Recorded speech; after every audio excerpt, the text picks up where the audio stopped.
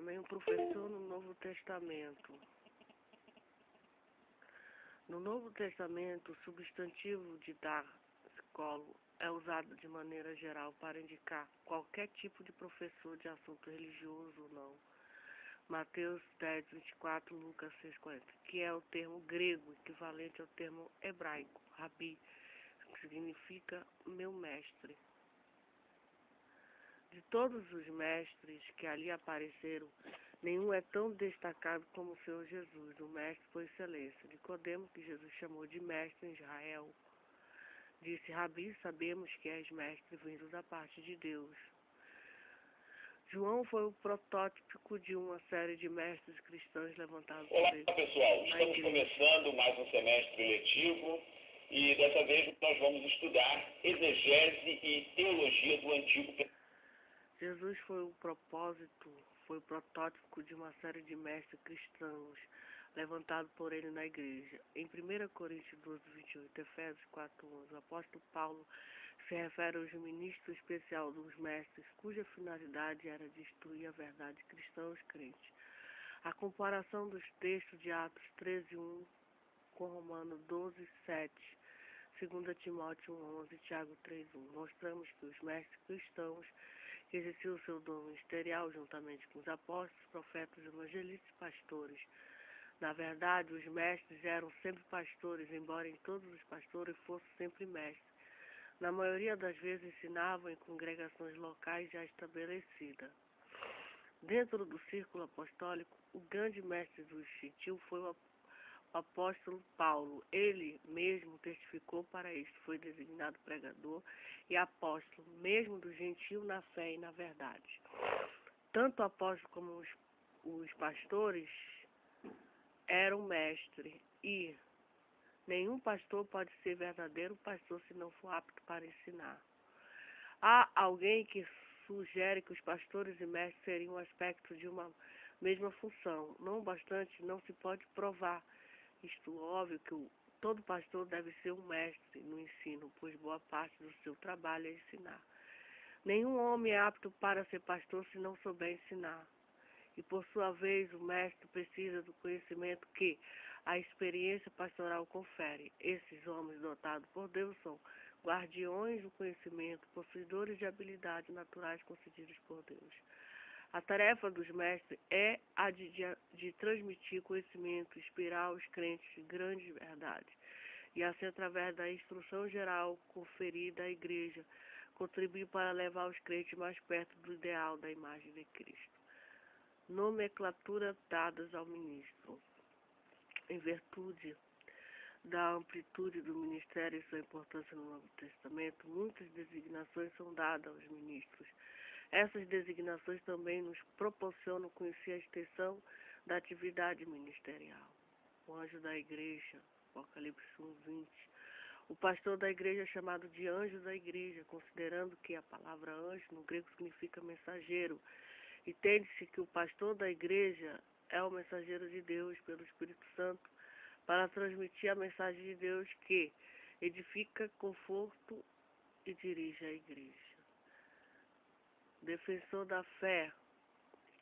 O ministro não é um mercenário ou explorador da fé, nem tampouco um covarde, mas um defensor do Evangelho, pregando e ensinando com seu viver exemplar do púlpito.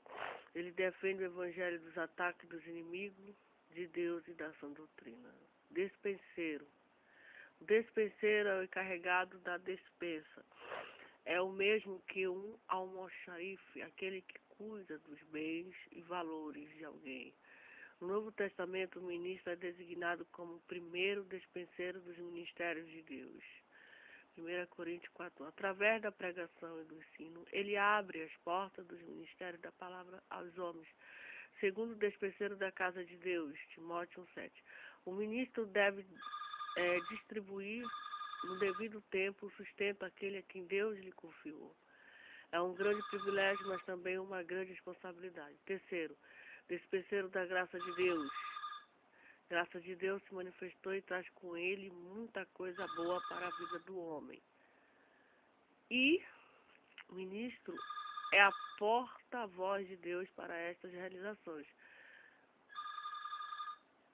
e é despenseiro da graça de Deus. Embaixador, 2 Coríntios 5:20. Embaixador é um cargo de elevadíssima responsabilidade e que exige grande preparo, pois é um representante de um governo, de um rei em outro país. É necessário que o embaixador conheça bem aquele a quem ele representa.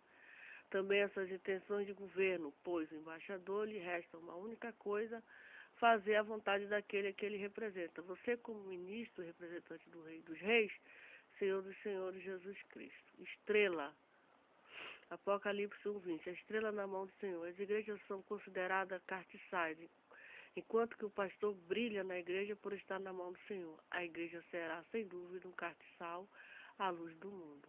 Cooperador, 1 Coríntios 3:9. Cooperador é aquele que trabalha ao lado do operador. Deus é operador, ele opera a salvação, os milagres, o crescimento. Sem ele se faz. O ministério é chamado, é colocado ao lado do Senhor para ser instrumento que ele usa no devido tempo. Homem de Deus, 1 Timóteo 6:11. Este título fala mais do testemunho pessoal do ministro. Ele deve ser reconhecido na comunidade onde serve como um homem de Deus. Na antiga aliança, muitos alcançaram essa nomenclatura: Moisés, Davi, Samuel, Elias, Eliseu. Mas 3 homens são citados sem seus nomes.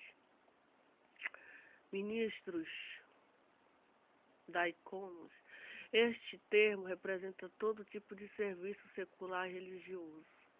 Estes textos se referem à atividade de servir às mesas. Em Atos 6:1-6, os 7 nomes referidos pelos irmãos para o serviço de servir às mesas. Eles não foram separados para o diaconato, porém o serviço era de diácono. O apóstolo era diácono, ministros. A atividade dos magistrados civis se definia com esse termo. O trabalho dos anjos é definido com esse termo. Jesus é tido como ministro, diácono, servo. Em suma, isso se refere ao fato de que o ministro trabalha em todos os serviços que sejam necessários na obra de Deus.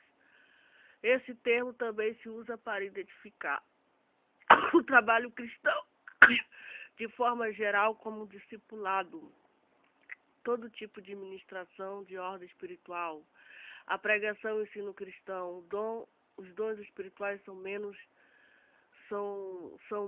pelos quais se manifestam os ministérios cristãos. Os benefícios aos necessitados, as contribuições aos pobres, serviços pessoais, finalmente o ofício dos diáconos. Servo, os apóstolos se denominavam servos de Deus e de Cristo. Paulo, nos seus escritos, deixa transparecer que este era o título que mais honrava. O ministro tem prazer em servir ao seu senhor, tal como um servo da orelha furada.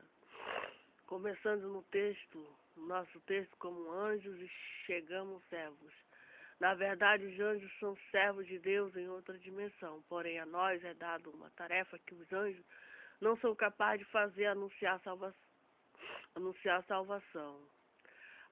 As qualidades indispensáveis de um ministro. Os termos que Deus utiliza para se referir a essa função são humilde, servo, trabalhador, obreiro, empregado, lavrador, pescador, pastor de ovelha, mordomo, despenseiro, etc. Deus escolheu estes termos humilde para identificar o trabalho mais importante do mundo. Assim como o trabalho é o mais importante, os homens que fazem também devem ter as qualidades mais importantes de seu caráter. O sucesso de um profissional, até certo ponto, depende das qualidades de seu caráter. O arquiteto, o médico, o dentista, dificilmente seu caráter vai definir o seu êxito ou não. Porém, não é assim com os ministros de Deus. O êxito do ministério está ligado diretamente à sua moral e santidade e qualidade de vida em termos morais. O ministro lidera pessoas e é necessário que as pessoas confiem nele inteiramente. Os escândalos provocados no reino de Deus criaram uma crise de credibilidade, onde todos são postos em xeque. Por ser necessário a santidade, transparência, piedade, sinceridade, a veracidade. A Bíblia apresenta qualidades espirituais essenciais ao ministro. Fidelidade, lealdade, firmeza, exatidão. Fiel que cumpre aquilo que se obriga. Fidelidade é a virtude nomeada pelo Senhor para aprovar um servo. Fidelidade na administração das coisas espirituais, na apresentação da palavra de Deus. imparcialidade na apresentação da doutrina, no esforço de produzir para o reino de Deus, fidelidade na administração financeira, fidelidade nos negócios particulares, bom testemunho dos que estão de fora, bom ministro de Cristo, exemplo de conduta, etc. Obediência vale mais do que sacrifício. Obediência é corresponder exatamente como a vontade do Senhor naquilo que se deve fazer quando ordenado pelo Senhor através de um ministro superior. Nós nem sempre estamos dispostos a fazer a vontade de Deus. Somos como as da parábola dos 2 filhos. Apresentamos uma obediência condicional. Prudência, virtude que leva um homem a conhecer a prática, o que lhe convém, tino, moderação. Qualidade de que age com cautela, com sensatez. Davi se conduzia prudentemente diante da situação de ameaça que ele vivia com Saul. O perigo é uma situação na qual nós aprendemos a prudência, pois aquilo que coloca nossa vida em dificuldade nos leva a ser mais cautelosos. Eficiência são a força, a virtude de produzir um efeito eficaz que produz efeito, capacidade de produzir efeitos positivos tanto na obra de Deus como na vida das pessoas. Se não houver eficiência em nosso trabalho, as pessoas não vão acreditar em nós. Quando somos eficientes, nós mesmos acreditamos mais em nós mesmos. Isso é de fundamental importância, de que acredite em mim mesmo. E a maneira mais fácil de eu saber que eu estou sendo aprovado. Diligência, vigilância, honestidade, integridade, moderação, governo, capacidade definido às prioridades pessoais do ministro. Ministre sua vida com Deus, ministre sua vida com a esposa, ministre sua vida familiar, prioridade do ministério, perigo no caminho de um ministro de Deus, acomodação, profissionalismo, as tentações, sexo oposto, dinheiro, fama, ética ministerial,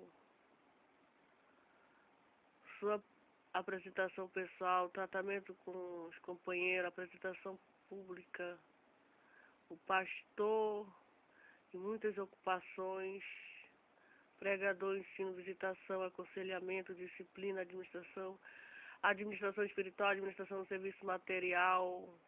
Pastor é ordenação de obreiro, ancião, presbítero e bispo. Origem desses termos: ancião, presbítero, ancião no Novo Testamento. A história do presbítero, do ancião, do bispo da igreja cristã. Considerações bíblicas. Sustento pastoral, pastor de reuniões da igreja, pastor e a escola dominical, pastor como líder, exemplo, Moisés, conselho de Paulo sobre liderança, exemplo de liderança no Novo Testamento, comunicação, as pessoas precisam entender o que você está dizendo,